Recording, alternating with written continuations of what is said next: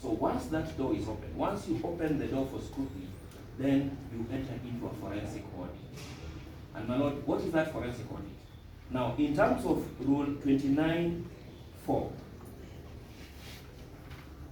just for the benefit of the court and maybe the parties, is that the scrutiny and recount of votes in accordance with the sub-rule 2 shall be confined to the polling stations in which the results are disputed and may include an examination. So when you do a forensic audit, you go into an examination of the following. Number one, the written statements made by the returning officer under the Act. Number two, printed copy of the register of voters used during election sealed in tamper-proof envelopes. Now that's changed and it became KIMS.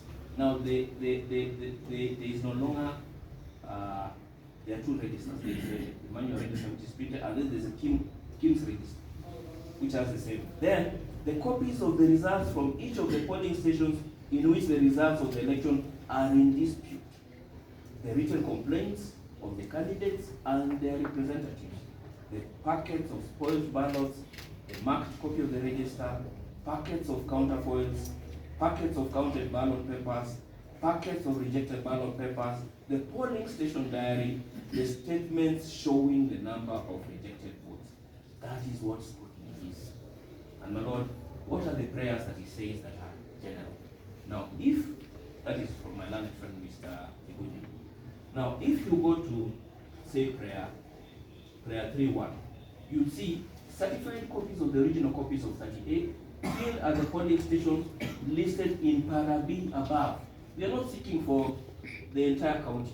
Para B above states, I think, 26 or 27 polling stations. That is all. And then that exercise follows in terms of prayer 4 up to prayer 12. Now, prayer 4 to 12, my lord, is a replication of scrutinizing in terms of Rule 29(4), A to K. That is what scrutiny is.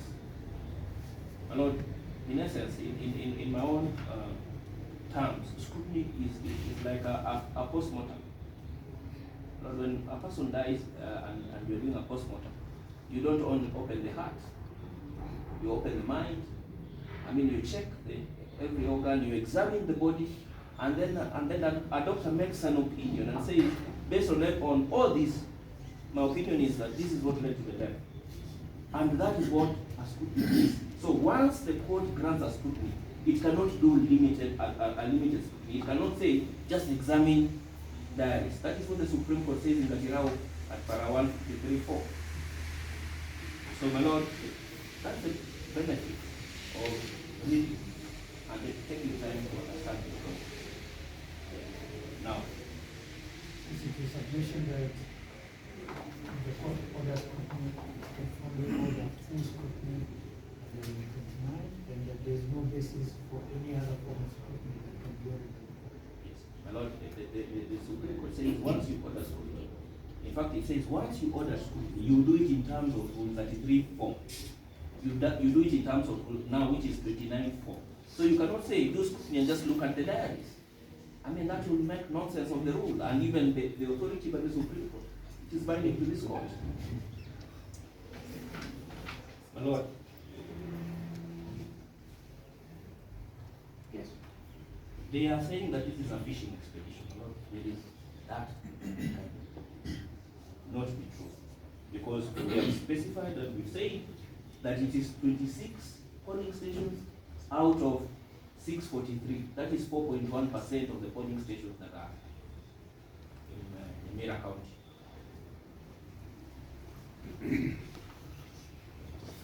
Now, going to what my learned friend for the third and fourth respondent says, Mr. Muno, because Ikonge Primary School is pleaded at the amended petition para 64 to 68.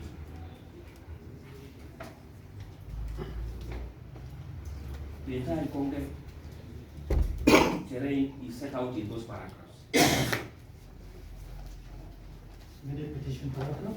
Para 64 to 68.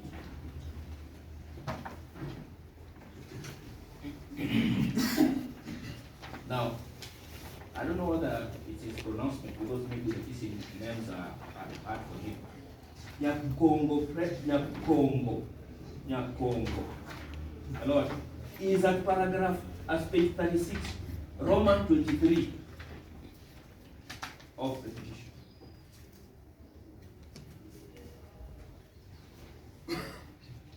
In terms of the admissions that are found at para 69 to 78, that they say they are not contentious, my Lord, this is a petition. In fact, the entire cause of this petition is to impugn the conduct of the third and fourth respondents. We do not trust their word.